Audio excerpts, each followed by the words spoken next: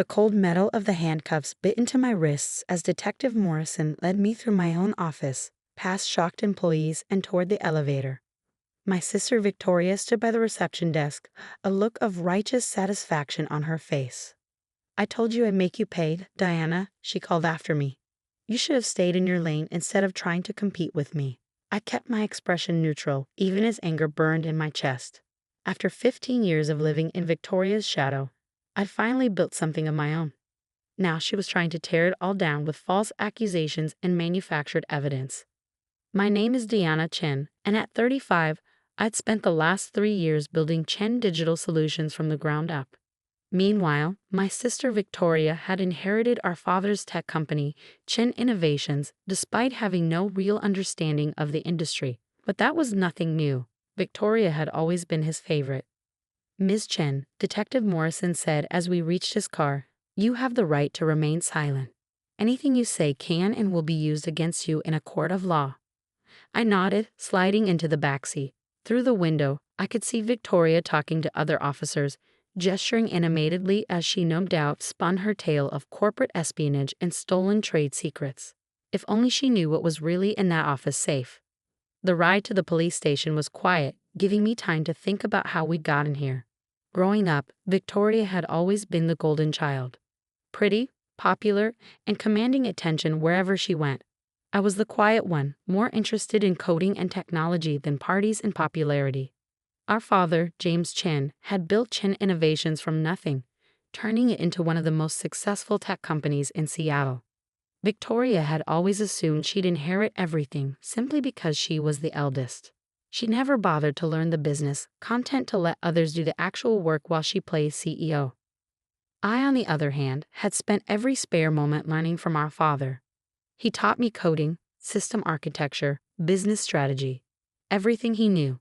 But in public, he maintained the facade that Victoria was his successor. What Victoria didn't know was that in the months before his death, our father had started to see through her act. He'd recognized her lack of knowledge, her disinterest in actually understanding the industry, and he'd made plans accordingly. At the police station, Detective Morrison led me to an interrogation room. The fluorescent lights buzzed overhead as he set up a recording device. "Ms. Chen, your sister has provided evidence that you stole proprietary information from Chen Innovations to start your own company. She claims you accessed their servers after hours and downloaded confidential client data and project specs." I smiled slightly. "Has she shown you proof of these alleged server access logs?" He shuffled through some papers.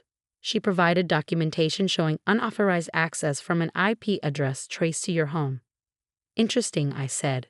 "And did anyone verify the authenticity of those logs?" Morrison frowned. "Our tech team is analyzing them now." "You should also analyze the dates," I suggested. "You'll find that the alleged unauthorized access occurred during a period when I was still legally an employee of Chen Innovations, with full system access rights." He made a note, his frown deepening. "Ms. Chen also claims you stole their client list to poach customers." "Detective," I said, leaning forward, "have you looked into when these clients started working with my company? You'll find that every single one approached us independently after becoming dissatisfied with Chen Innovations' declining service quality under Victoria's leadership." "You seem very calm for someone facing serious charges," he observed. "That's because I have nothing to hide," I replied. "Everything Victoria has accused me of is false, and I can prove it. But first, I need you to check my office safe." He raised an eyebrow. "Your safe?" "Yes. The combination is 47 to 2391. Inside, you'll find documents that will interest you greatly." Morrison studied me for a moment before nodding to another officer. "Johnson, get a team to Ms. Chen's office. Check the safe." As they left, I settled back in my chair. Victoria thought she had won, that she'd finally put me in my place. She had no idea that our father had left me more than just business lessons. The next few hours passed slowly. I answered questions, provided alibis, and waited patiently for the officers to return from my office. Finally, Detective Morrison walked back in, holding a thick manila envelope. "Ms. Chen," he said, his tone markedly different, "would you like to explain what these documents are?" I smiled. "Those, detective, are the real reason Victoria is trying to have me arrested." The first set proves that every client who left Chen Innovations did so because of documented service failures under Victoria's management. The second set shows that our father had concerns about Victoria's ability to run the company. And this? He held up a sealed envelope with my father's handwriting on it. That, I said quietly, is a letter our father wrote 3 days before he died. He knew Victoria wasn't ready to run Chen Innovations. He also knew she would never accept that reality. Morrison opened the envelope carefully, reading through the contents. His eyebrows rose progressively higher. According to this, your father left controlling interest in Chen Innovations to you, not Victoria. I nodded. She forged documents after his death to make it appear that she'd inherited everything. The original will is in there too, along with proof of the forgery. The detective sat down heavily. Why didn't you come forward with this before? Because I wanted to build something of my own first, I explained. I knew that if I challenged Victoria immediately, she would claim I was just jealous. So I started Chen Digital Solutions, proved I could succeed without our father's company. The truth about the inheritance was my insurance policy. And now? Now, I said, Victoria has forced my hand. She thought she could destroy me by having me arrested. Instead, she's given me the perfect opportunity to reveal everything. Morrison gathered the documents carefully. We'll need to investigate these claims thoroughly. In the meantime, you're free to go. We'll be in touch. As I walked out of the police station, my phone buzzed with messages from my employees, clients, and lawyers. But the one that caught my eye was from my old assistant at Chen Innovations. Victoria's having a meltdown. Someone told her about the safe. I smiled, climbing into a taxi. The game wasn't over yet, but for the first time since our father died, I held all the cards. Victoria had always underestimated me, dismissed me as the quiet, boring sister who didn't deserve attention. She was about to learn just how wrong she'd been. The morning after my release, I walked into Chen Digital Solutions to find my employees gathered in the lobby, applauding. Their loyalty meant everything. They'd stood by me even when Victoria tried to paint me as a criminal. Back to work, everyone, I said with a smile. We have clients counting on us. My office was exactly as I'd left it, though the safe stood open, its contents now in police possession. My assistant Alex appeared in the doorway, tablet in hand. The press is calling nonstop, he said, and Victoria's lawyer tried to serve us with a cease and desist order. I sat down at my desk, powering up my computer. On what grounds? They're still claiming intellectual property theft. But there's something else. Chen Innovations stock dropped 15% this morning. Rumors about the inheritance dispute are spreading. Perfect. Victoria's attempt to destroy me was backfiring spectacularly, and I was just getting started. My phone buzzed. Detective Morrison. Ms. Chen, we verified the documents from your safe. The will forgery is clear, and we have enough evidence to pursue criminal charges against your sister. Thank you, Detective, I replied, but let's hold off on that for now. I have a different approach in mind. After hanging up, I opened my email to find a message from Chen Innovations' board of directors requesting an urgent meeting. Another from their largest client expressing concerns about the company's stability. And finally, one from Victoria herself. Whatever you think you're doing, stop it now. You have no idea what you're messing with. I was composing my response when my office door burst open. Victoria stormed in, her designer heels clicking against the floor, face flushed with anger. You vindictive little snake, she hissed. Do you have any idea what you've done? I leaned back in my chair, studying her. The perfectly polished facade was cracking, her hands shook slightly, and her expensive blazer was buttoned wrong. I could ask you the same thing, I replied calmly. Having me arrested? Really, Victoria? You stole from me, she shouted. Everything Dad built was supposed to be mine. Was it? Or is that just what you convince yourself? I stood up, meeting her gaze. Dad left you the company because you manipulated the will, not because you deserved it. She laughed bitterly. Deserved it? I was his firstborn. His heir. You were just the weird little tech geek he felt sorry for. Is that what you think? I opened my drawer and pulled out a USB drive. Want to know what Dad really thought? Victoria's eyes fixed on the drive. What is that?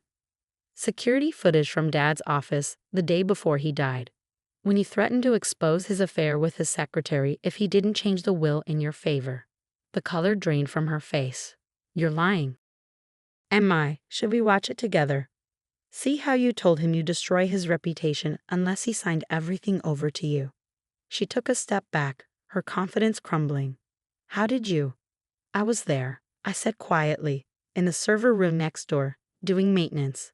I heard everything, and I made sure to save the footage. Victoria sank into a chair, her legs seemingly unable to hold her. What do you want? Initially? Nothing. I was content building my own company, letting you play CEO until you inevitably ran things into the ground. But then you tried to have me arrested. I had to, she burst out. You were becoming too successful. Clients were leaving us for you. The board was asking questions about my leadership. I walked around the desk, perching on its edge, and now they're going to ask even more questions. About the will, about your qualifications, about everything. You'll destroy the company, she whispered. No, Victoria, you've been destroying it for years. I'm going to save it. Just then, Alex appeared in the doorway. Ms. Chen, the board of directors is here. Victoria's head snapped up. What? They're not supposed to be here until tomorrow. They're not here for you, I said, standing. They're here for me. The next hour was exactly what our father would have called a corporate bloodbath. The board members sat stone-faced as I presented evidence of Victoria's forgery, mismanagement, and declining client satisfaction rates.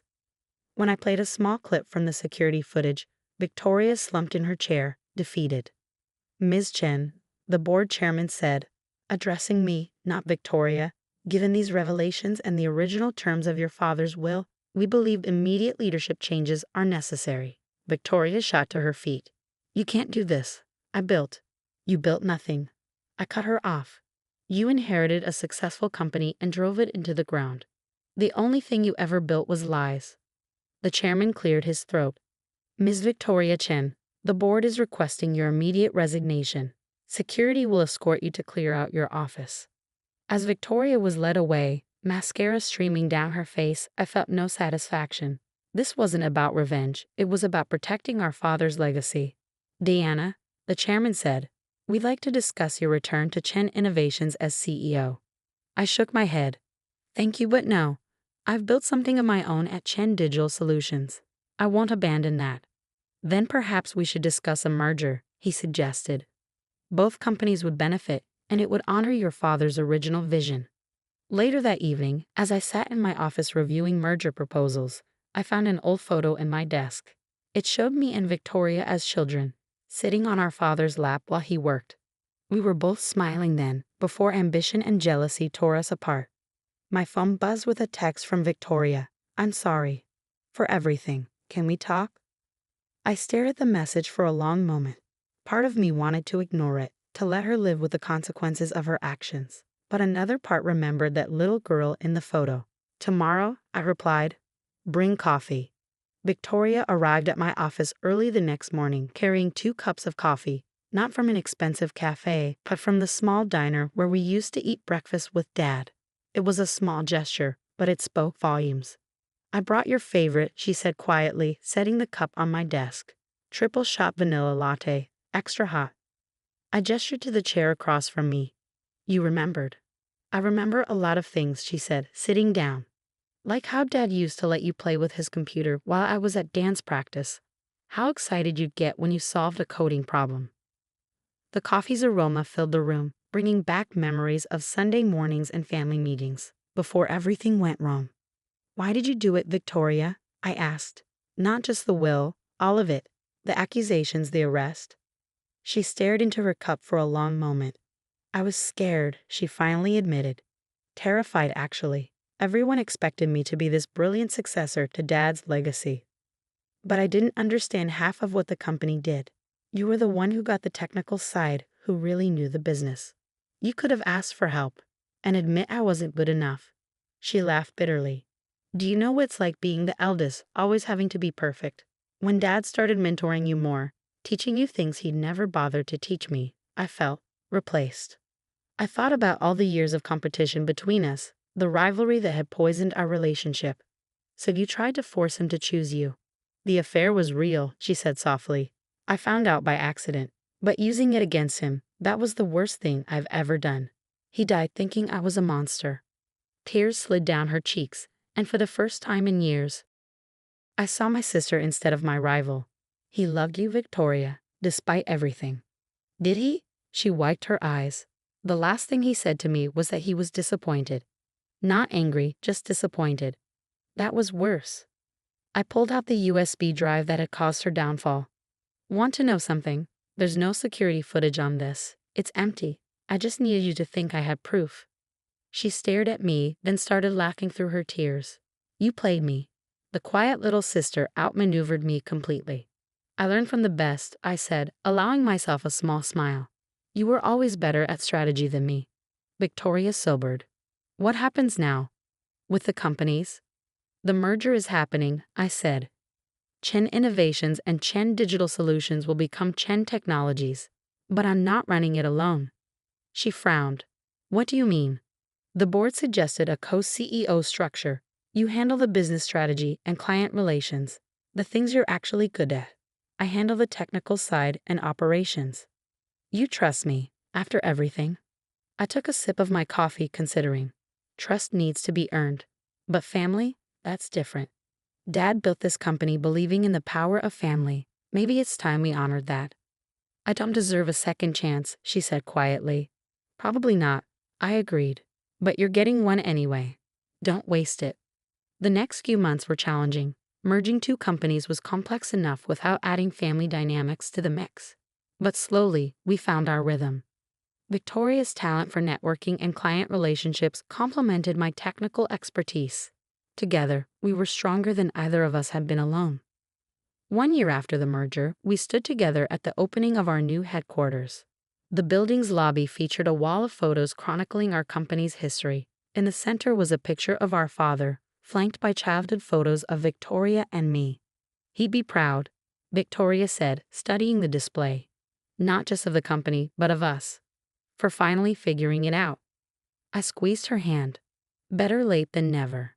That evening we had dinner at the old diner, sitting in the same booth where we used to eat with Dad. Victoria pulled out an envelope and slid it across the table. What's this? I asked. Open it. Inside was a legal document. She had officially changed her shares in the company to joint ownership between us. Equal partners, just as Dad had originally intended. Victoria. It's time, she said simply. No more games, no more power plays. Just sisters, building something together. As we left the diner, I thought about how far we'd come. The arrest, the safe, the inheritance dispute. It all seemed distant now, like a cautionary tale we'd finally learned from. My phone buzzed with a message from Alex. Emergency at the office. Server crash. Victoria peered over my shoulder and grinned. Race you there. Loser buys coffee tomorrow. I smiled, remembering countless childhood races home from school. You're on. But I warn you, I've been practicing. As we rushed to our cars, laughing like kids again, I realized that sometimes the best revenge isn't winning. It's finding a way to stop keeping score.